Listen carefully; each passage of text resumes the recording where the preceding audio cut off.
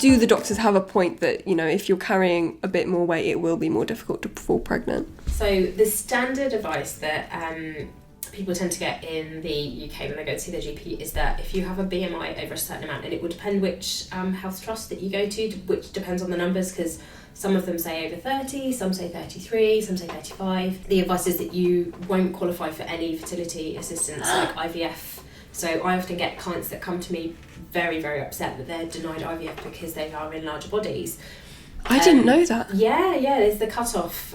I'm guessing because resources are so tight, for example. Sure. This is based on a lot of the older research, as I understand it, around that fat is bad, big BMI is bad, and you can't have a healthier pregnancy in a bigger body. Now, the research that is being undertaken now, and with the rise in women birthing healthy babies and having healthy pregnancies in large bodies on social media, there's a lady called Fat Positive Fertility, and she's a health advocate, and she debunks loads of myths and the science around why, again, it's not just like a standard, if you have a BMI of 33, you're too fat to have IVF. So I think, the concerns in the past were automatically that anybody who is in a larger body was unhealthy, and we know that's not the case, and that there are lots of people living in larger frames, larger bodies, who metabolically are healthier. We shouldn't be using like the arbitrary BMI scale to determine, whether you're going to get pregnancy assistance and fertility assistance or not, because again, I have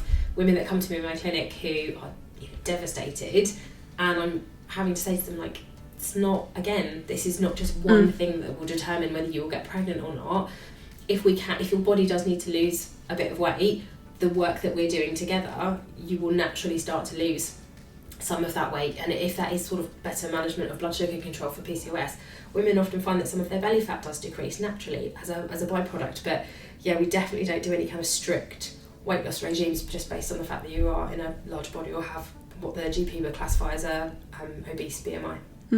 As always, it's like there's one thing that people point at and say that's wrong, but it's always more complicated than that. So more complex, and humans are so complex, our biology is so complex, your biochemical makeup compared to mine is completely different, so why should we both have the same set of rules and standards? It's crazy. Yeah.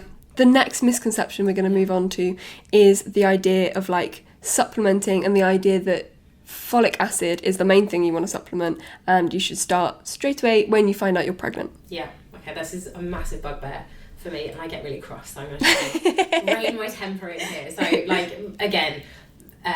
folic acid, the reason that folic acid is recommended is because the research shows that you can prevent certain health complications and birth defects by supplementing folic acid. Now, the reason that most of my profession take umbrage with folic acid is because it's a synthetic form of a B vitamin. Okay.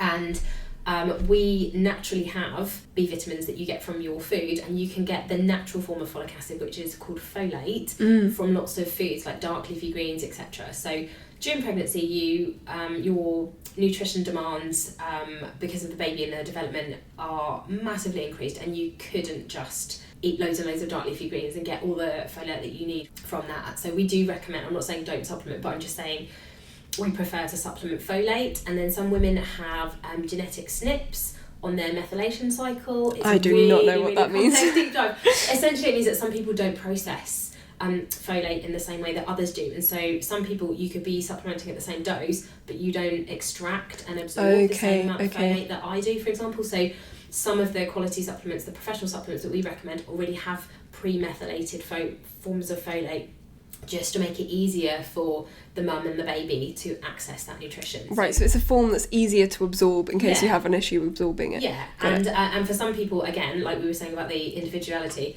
can be completely different. They will go on a methylated version and it will make them feel really sick and really strange and dizzy, in which case we say, okay, perhaps you don't need, that type of folate. So I always recommend that if you're trying to get pregnant, you look to start your prenatal supplements 3 months before. So I wouldn't necessarily wait until you are pregnant and then take the folic acid or folate. I recommend that women take a broad spectrum prenatal multivitamin, because the health of your egg and sperm, it takes 3 months to maturate an egg. So it's true that we're born with the volume of eggs, the quantity of eggs that we will only ever have.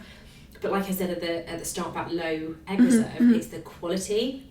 And over a 3 month cycle, the research is showing that you can actually improve the health quality of egg and sperm, and it takes 3 months. So yeah, if you start supplementing 3 months prior to trying for a baby or 3 months prior to going for your IVF, that's when we tend to see the better and more favourable pregnancy outcomes. Yeah, and even women, can sometimes have fewer pregnancy symptoms, like, first trimester can be really crazy in terms of like nausea and fatigue, and if you're just supplementing folic acid, you might be missing out on extra additional iron that you might need, or some iodine for your thyroid, for example, because your thyroid works really, really hard in the first trimester when the baby doesn't have its own thyroid yet, and your placenta is kicking out all the thyroid hormones that the baby needs. Don't start the minute you find out you're pregnant. If it's a surprise pregnancy, let me just caveat this. If you weren't actively trying and you've just found out you're pregnant, this is not me saying, oh my God, you should have done more. Like, you didn't know. That's fine. Just start your prenatal as soon as you can. But if you are someone who is prepping and you've got some time, make sure you're investing in a good quality professional level multivitamin, because like I said, we want vitamin D in there, we want choline, lots of other vitamins and minerals. It's not just about folate. Most of, again, sweeping generalisation here, most of the high street brands that you will be recommended by health professionals, or you could walk into a high street chemist, for example, or high street health food shop and see off the shelves. Either, usually they have 2 lower doses of the vitamins and minerals that we like to see, or they're not in accessible forms enough, so they're in kind of chalky tablets that need to be digested. They take a while to be digested, and they don't necessarily get into your bloodstream very quickly. So I don't tend to sort of recommend any of the high street names, but there are some really great professional grade supplements that I like that really have made a difference in my clients' fertility outcomes. BioCare do a really great one. Wild Nutrition do a really lovely one. And there's a company called Advance. Lots of different ones. They're just 3, and I don't have no affiliations with them, let me just say that. But they're the ones that I tend to recommend because they are so complete. And usually we always say as nutritional therapists, it's food first. Like, you would never, you can't out supplement a poor diet, for example. But in terms of, when you've got a time of increased stress and nutrient demands on the body, such as pregnancy or recovery from illness, for example, sometimes supplementation is the only way you're going to get the levels that you need in such high quantities. So folic acid, big no-no. Like, you can do better, I think, is the message. Okay, so not just, it's not like don't supplement that one, but also like there are so many others that you could supplement, and it needs a bit more thought than just, I'm pregnant, cool, let's get some folic acid. Yeah, because there's lots of things that you need, like, I mentioned choline, for example, which is essential for baby's brain health and development, and it's really difficult to get in your food. I think one of the best sources are eggs, and if you are plant-based or you don't like eggs, for example, I really went off eggs in my pregnancy. The texture of them just... Okay, yeah, of course, because like people have all these sort of cravings and food aversions, so you can't necessarily control what you want to eat when you're pregnant. No, exactly, especially during the first trimester, where you are really, really tired. This is where the majority of the really crucial development for the baby takes place, in the first trimester. This is why you tend to be the most tired, feel the most sick. Again, just to reassure you, it's really common if you're having intense food aversions.